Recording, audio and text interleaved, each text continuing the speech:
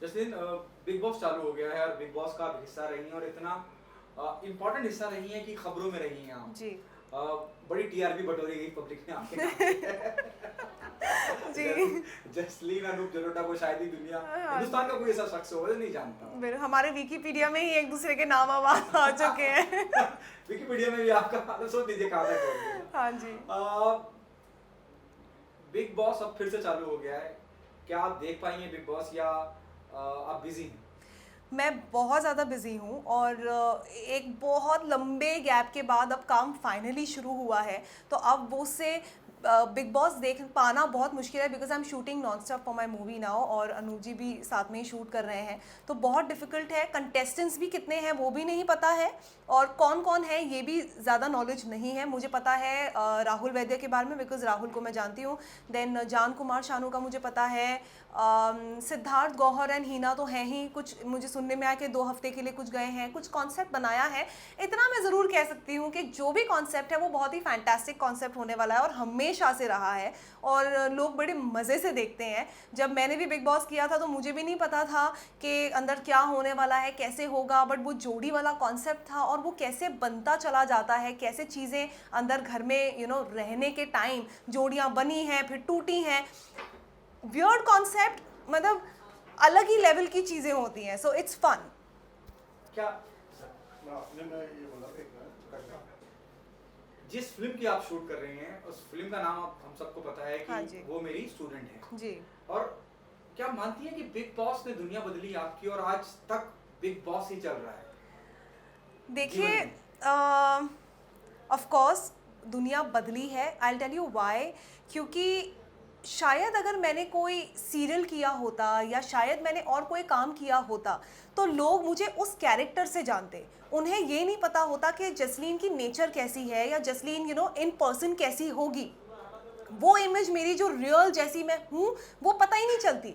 पता कब चलती है? जब हम थोड़े बहुत इंटरव्यूज करते हैं या फिर हम अपने कैरेक्टर में होते हैं। एक पर्टिकुलर कैरेक्टर के टैग से उस आर्टिस्ट को देखा जाता है और जाना जाता है और हम सिर्फ एक इमेजिनेशन में होते हैं, हाँ यार ये तो ऐसा है, ये तो ऐसी है, ये वो बहू बनी हुई है। बट बिग बॉस की वजह से बेस्ट चीज़ जो मेरी लाइफ में वो ये हुई है कि today when I go out किसी भी मार्केट में, यार हमारा कभी दिल करता है हम चले गए कहीं लोखंड वाला पीछे मार्केट में, मैं चली जाती हूँ कुछ भी लेने के लिए निकल जाती हूँ। People just come up to me and they talk to me as if जैसे मतलब they've known me for ages।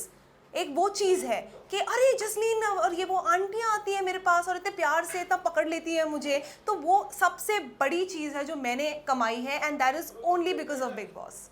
इस फिल्म की अगर मैं बात करूं तो फिल्म भी वही है जो फिल्म बहुत ज़्यादा कमर्शियल है। अगेन वो बिग बॉस वाला फील नहीं है। जोड़ी बिग बॉस की है बट बिग बॉस फील नहीं है। इस मूवी में कंप्लीटली चीज़ें डिफरेंट है। स्टोरी लाइन जो है वो बहुत बेसिक है कि अनूप जी और मेरा रिलेशनशिप क्या है, लेकिन जो फील है, जो देखने का मज़ा होगा वो कंप्लीटली डिफरेंट होगा। आपको ऐसा नहीं लगेगा कि ठीक है अभी आपने बिग बॉस देख लिया तो अब वही सेम अनूप जलोटा एंड जसलीन मथारू को हम इस तरह देख रहे हैं तो इट्स गोना बी, मतलब सेम वाइब नहीं है। इट्स मतलब कंप्लीटली डिफरेंट। मतलब बिग बॉस का जो सवाल लोगों ने पूछा था आप फिल्म के माध्यम से जवाब दे। बिल्कुल। और सबसे बड़ी बात तो ये है कि अनूप जलोटा जी जो भजन सम्राट है हमारी कंट्री के, उनका एक इमेज बना हुआ है लोगों के नज़रों में। अब वो एक ऐसे अवतार में आने वाले हैं। We are shooting the song now, 2 दिन का शूट है उसका और अनूप जी का जो लुक है उसमें और जो अनूप जी परफॉर्म करने वाले हैं, मुझे नहीं लगता किसी ने इमेजिन भी किया होगा। मतलब जब वो गाना रिलीज होगा लोग मतलब आंखें फटी की फटी रह जाएंगी कि ये भजन सम्राट है हमारे।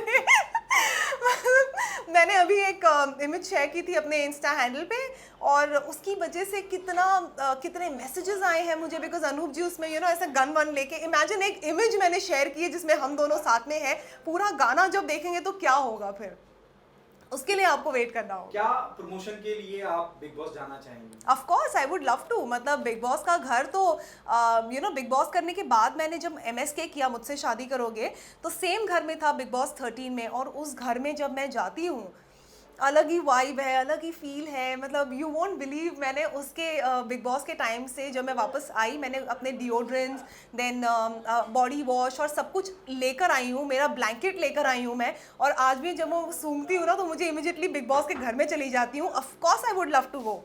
मैं वहाँ पे जाके प्रमोट करना चाहूँगी, उस स्टेज पे दोबारा एक बार खड़े होना चाहूँगी। आपने अभी जिक्र किया बहुत सारे ब्यूटी प्रोडक्ट का, वो स्मेल, वो एम्बियंस।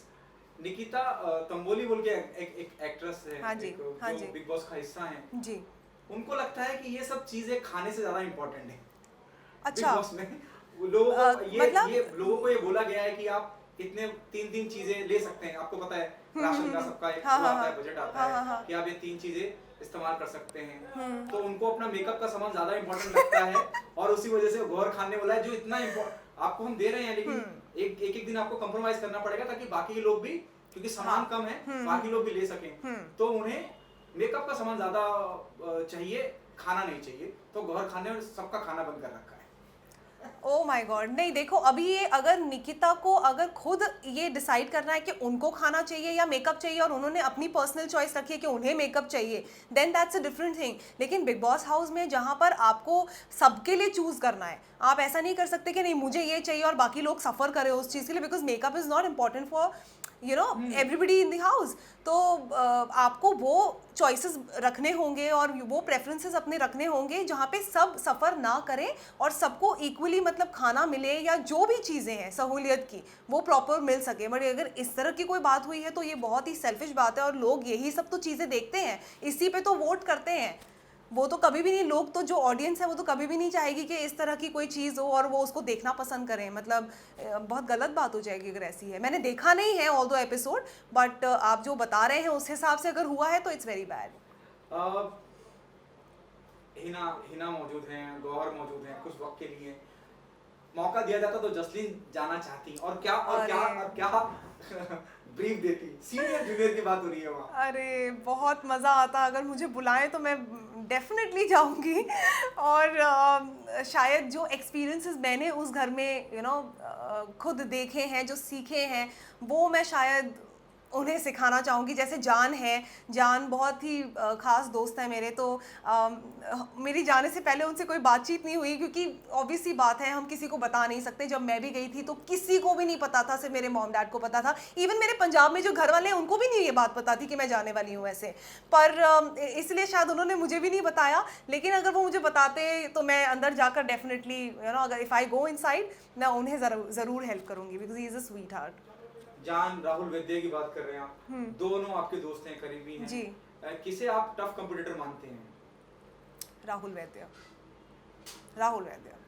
जान तो बड़ा स्वीट सा है, जान को बहुत मेहनत करनी पड़ेगी, उसे समझना पड़ेगा। अब वो छोटा भी है, छोटा नहीं बोलूँगी, मतलब है 25-26 साल का, लेकिन वो बड़ा सॉफ्ट सा है। मतलब जब वो मुझसे भी बात करता है, जसली ही इज टू क्यूट। तो अभी वो क्यूटनेस जो है ना उसको अपनी थोड़ी सी होल्ड पे रखनी पड़ेगी कि बॉस अब आ गया हूँ बिग बॉस घर में, क्योंकि ये अंदाज़ा मुझे भी 1 महीने बाद आया था। जब मैं बिग बॉस में एंटर करने से पहले अनूप जी मुझे बड़ा बोलते थे, जसलीनी तू तो बहुत ही प्यारी है, तू तो बहुत ही भोली है। 1 महीने बाद जब अनूप जी ने मुझे देखा तो अनूप जी मुझे कहते हैं, तुझे क्या हो गया, तू ऐसी तो नहीं। तो कुछ चीज़ें वो घर सिखा देता है, एंड आई एम होपिंग कि जान को भी कुछ चीज़ें सीखने मिल जाए। एजाज खान है, पवित्र पुनिया बोल के एक शख्सियत हैं, वो हैं। अब धीरे धीरे माहौल गर्म होने लगा है, लड़ाई झगड़े चालू होने लगे हैं, जी, फेकम फाकी होने लगी है। क्या कहना होगा धीरे धीरे होगा। अभी अब से 2 हफ्ते बाद देखना फिर खाने पर और कुछ, मतलब हर लेम चीज़ पे झगड़ा होने लग जाएगा। मतलब शायद हम बाहरी दुनिया में उन चीज़ों को इम्पोर्टेंस भी नहीं देते जो अंदर करते हैं हम। हमें अपने आप पे शक होने लग जाता है। मतलब बिग बॉस का घर ना हमें अपने आप से ही रूबरू करवा देता है कि हम ऐसे भी हैं, हम ऐसे भी कर सकते हैं, ऐसा हो जाता है। पवित्र पुनिया के साथ में लव एंगल शुरुआत होने की ऐसी आहटें दिख रही हैं कि किसकी? राहुल वैद्य, राहुल एंड पवित्र। यस। अरे बाप रे। मैं आपका सामान, मैं आपसे कुछ मांगूंगी तो क्या आप मुझे देंगे?